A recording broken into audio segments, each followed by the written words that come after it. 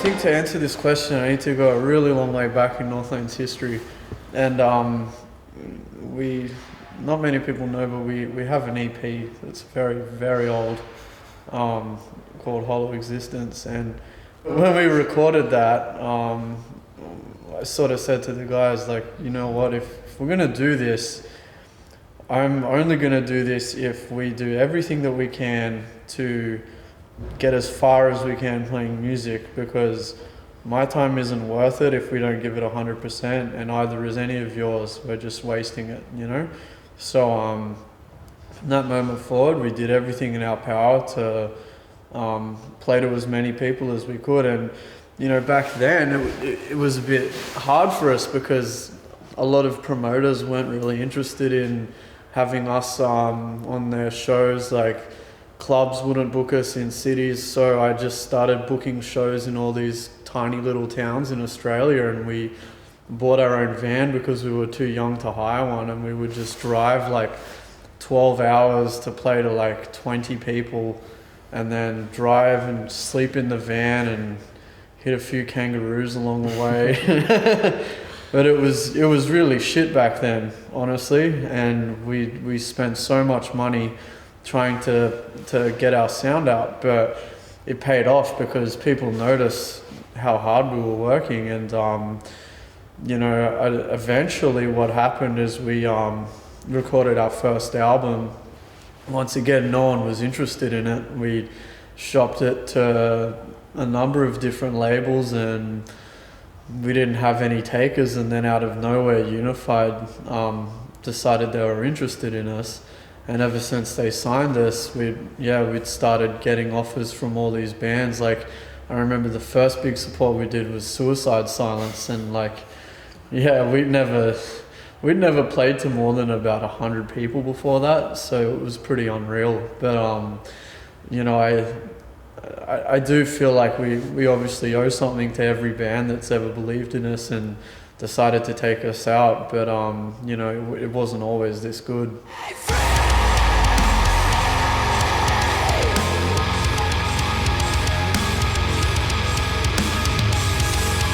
For me, that moment happened when we released Singularity, because that record enabled us to actually start doing this.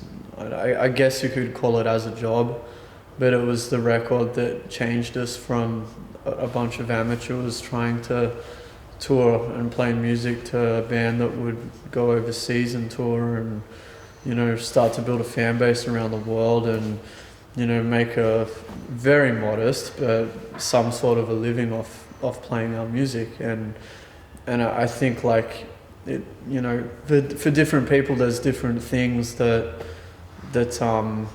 sort of make you say to yourself, oh, I'm actually getting somewhere with this. But for me, it was when we were playing our headline tour for that album that it really sunk in for me, because, you know, all of a sudden all these people were coming to watch us, and, you know, I'd never had that feeling before. To headline and play in rooms that we'd only played as a support and sell them out, or, you know, all that sort of stuff, it really, it didn't make us feel like we'd achieved anything, because the goals that we have for where we want to take our music are so far beyond even where we are now. But it reassured us that, yeah, we're on the right path and we're doing the right thing. And I think for our band especially, because of the kind of people we are, we're never really satisfied with anything, and we're always moving on to the next thing and saying, okay, how can we do this better? How can we do this better? So I don't think there will be a moment where we're complacent, you know. We'll still be trying to do something new. I can see the colors dance when I close my eyes. Witnessing mysterious design. He had his reasons for doing it, and I think that's really important. A lot of people still are very upset about it, and I think he did it for the right reasons, and it was right for him to do what he did, because you know, obviously he had all these issues that we've already spoken about. I don't need to go over them, but for him to say, yeah, you know, it's time for me to step down so somebody else can take over was the right thing to do, I think. And he never told us anything besides that he had decided to leave. Everything else was up to us. Whether or not we kept going was up to us. Who we chose was up to us. How we did it was up to us. All that he did was leave. So, you know, he did it at a time where we had a couple of weeks to sort our position out. But, you know, as soon as he told us what he was doing, you know, we instantly started thinking about, okay, you know, how are we going to get a new singer? What are we going to do? What's the best way to go about it? What kind of person are we looking for? There was never a discussion about, oh, you know, maybe we should break up. You know, on the back of all of our minds, we were thinking like, wow, like this could be the end for us, you know? But, you know, we never spoke about it. I lost sleep over it every night until I came across this guy. But, you know, for us it was never an option, and, you know, this is what we do.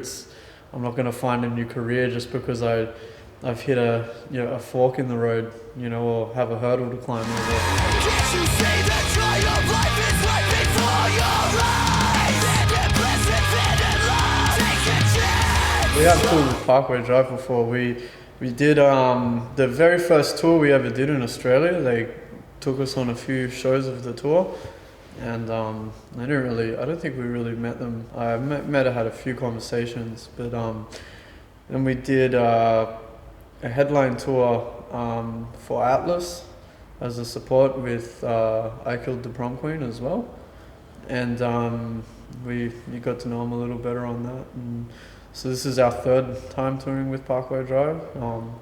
We're really grateful because they've helped us out quite a bit. So you know, we owe a lot to those guys, not just for taking us out on the road, but like, you know, paving the way for other Australian bands, because it's very hard to get out of Australia if you're from there, and they were the first ones to really do it. For Marcus here, it's his first ever tour with Northlane, so I don't think he's had that opportunity before. It's actually my first time overseas, so I've only been overseas for a week. Yeah.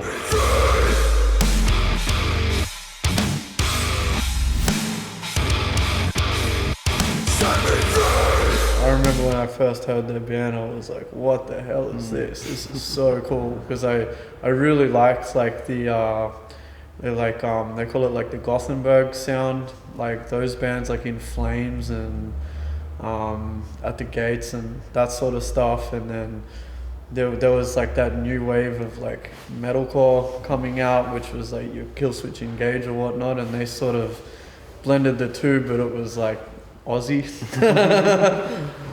But it really connected with me when I was a young lad.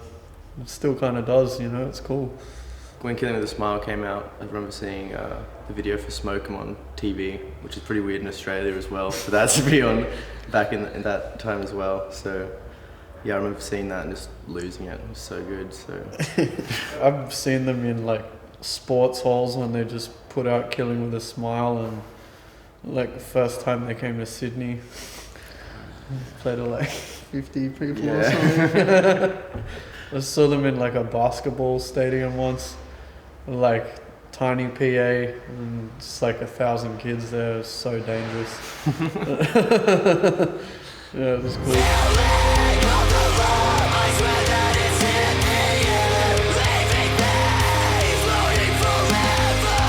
We have this tour, and then early next year we're doing a festival in Australia called Unify that we're really excited about.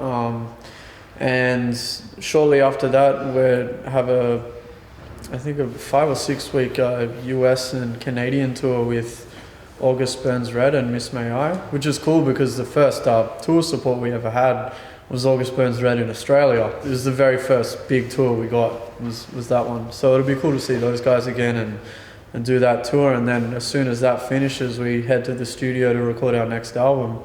And that will come out sort of middle of the year.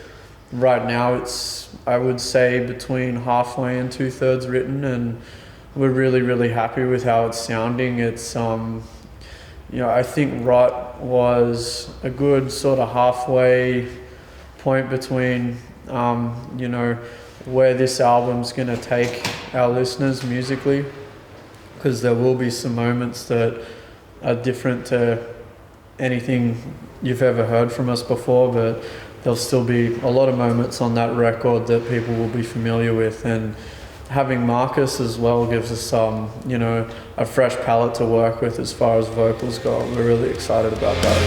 Infinite potential.